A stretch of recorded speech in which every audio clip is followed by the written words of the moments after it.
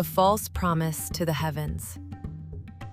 There was a time when this land was peaceful. Our town was neither too big nor too small, and no one stood above another. People tilled the soil, children laughed in the mud, and the marketplace always smelled of ripe fruit. Back then, no one looked up to the sky and felt small. We were already big enough. We were already enough. My name is Ira, daughter of a builder. My father was a man who understood the balance of the world, a man who trusted lines more than words. Our home was always filled with blueprints, and even at night, his pen continued drawing the structure of the world. Then one day, a strange flag was raised in the city square, a golden triangle pointing toward the sky. They called themselves the Elevation Order, claiming to represent the pinnacle of civilization. They proposed building a tower to carve our city's glory into the heavens. At first, people laughed. What nonsense is this? A tower to the heavens? But the order was persuasive. They spoke of a noble mission, repeated promises of pride for future generations. Gradually, the square filled with their speeches, and people began nodding along. That's when my father was asked to design the tower. He said to me, "Ira, this tower, it cannot be completed. There's a limit to what can stand without collapse." But the Elevation Order knew this. And still, they pressed forward. The outcome doesn't matter, they said. What matters is the journey. What they truly wanted wasn't a tower. It was the illusion of purpose. Construction began, and the people were handed shovels and stones. At first, they were excited. This will bring glory to our city. But the tower demanded more labor, more sweat, more time. From dawn till dusk, the city toiled, and the burden grew heavy. That's when another banner rose. A blue one with an open hand. They called themselves the Covenant of Compassion. In the name of the divine, they said, let us help the weary. Let us invite our neighbors to join in building something greater.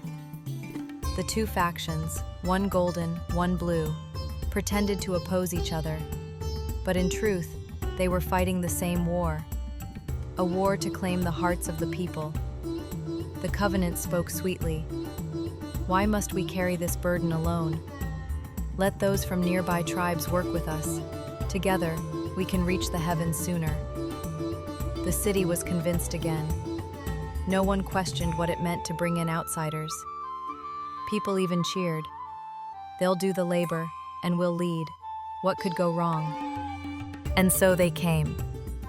People with different faces, different voices. At first, they worked silently. But soon they were given more and more benefits. The covenant handed out food, shelter, and praised them in the name of mercy. All are loved equally under the divine, they said. Suddenly, our language started to shift. The sounds in the market became unfamiliar. At night, the taverns echoed with foreign songs. Order weakened, and children feared once familiar alleys. The tower did rise. But strangely, it always collapsed at the same height. People began to avoid speaking of it. What was once a symbol of pride had become a sign of misfortune.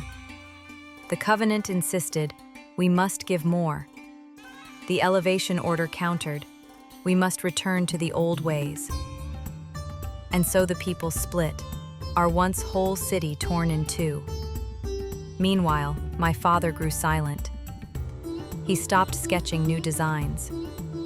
He watched the stones fall, and at night he whispered, Ira, they're not building a tower, they're building something else.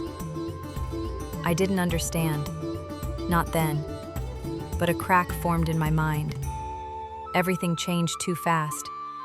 Our beliefs shifted too easily. And what people called justice always seemed to contradict the last. I started to wonder, was this tower truly for the heavens? Or was it just a monument to someone's hidden power? The city creaked beneath our feet, but everyone kept looking up. No one looked at the ground. No one looked at each other. No one asked questions. And I realized for the first time, what we were stacking wasn't bricks. It was lies. But me? I did nothing. I just watched. From beneath the tower, in its shadow,